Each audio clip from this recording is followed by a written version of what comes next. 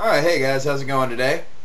Alright, I know it's Christmas time coming up, and it should be a time to be getting a little more lighthearted about stuff.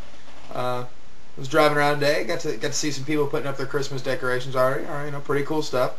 However, well, the thing that kind of got me going today was that we're going by the projects here in Huntsville, which, for those of you who have ever lived anywhere in any kind of bigger city, you'll probably understand what I'm saying, that the projects here look more just like low-income apartments. They don't look like projects.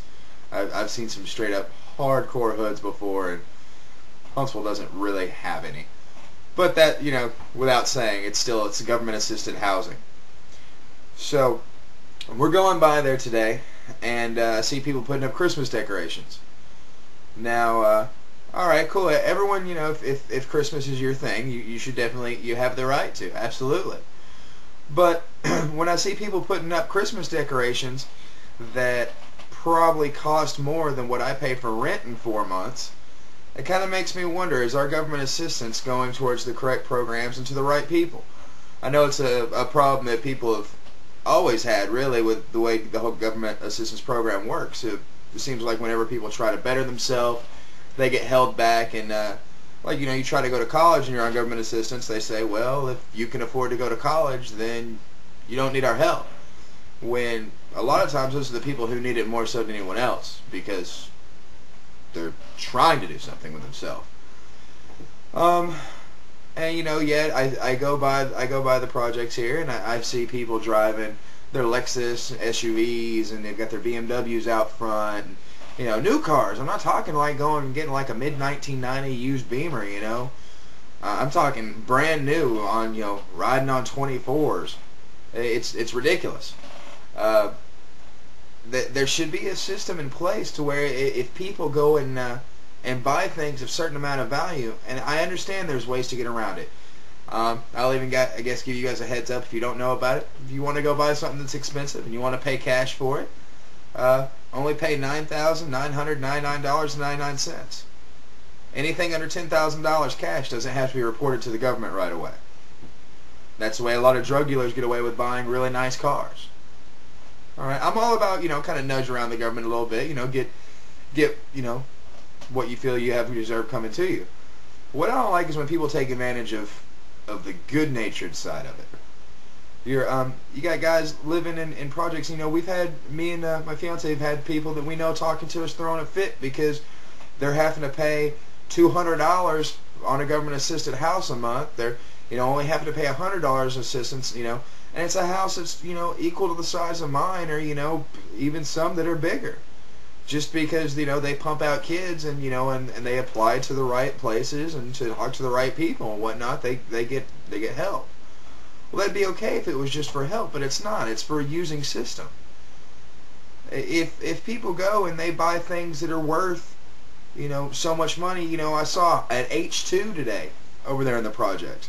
If you can afford to buy an H2, you can afford to pay your bills. You can afford to pay your rent. You can afford not to take my money or anybody else's money, and by taking the government's money, you're pretty much taking everybody's money. I don't give a shit if you want to say, oh well, black people don't this, or white people get this, or Mexicans don't. I don't give a shit, white, black, whatever. If you can afford to buy nice shit, you can afford to pay your bills. It's that simple. Everyone else does. I mean, I've got a little bit of a break going here. I've got a good setup going with my house. I don't have to pay hardly anything in rent either. But I still have to bust my ass from month to month to meet my bills. I don't have excess money laying around.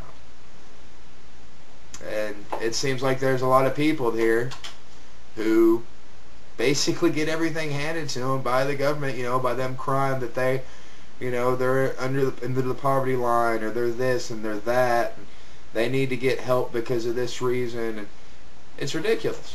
It really is. It's people using a system. I mean, drug dealers being the prime example of it. I don't really mean to harp on that.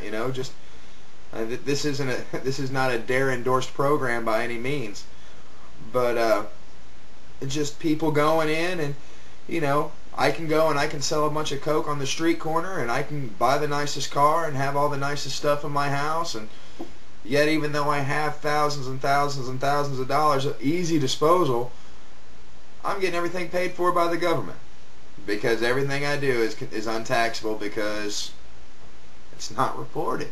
It's an illegal fund. Alright, cool. So basically the way the system works is you do wrong, you don't get caught, you get ahead. You do right, you try to struggle, and you try to make something of yourself. Yeah, you can get ahead too, by all means. Just maybe not as quickly. The system needs to be revamped. They need to make it, especially on vehicles, because that's the one place where I really notice it the most. When people go and they register a vehicle, if it's worth more than a certain amount of dollars, they need to pull government funding. If you can afford that kind of car, you can afford to get up on your own feet. It's a quick, short little video for you guys. I'll talk to you later. Take care.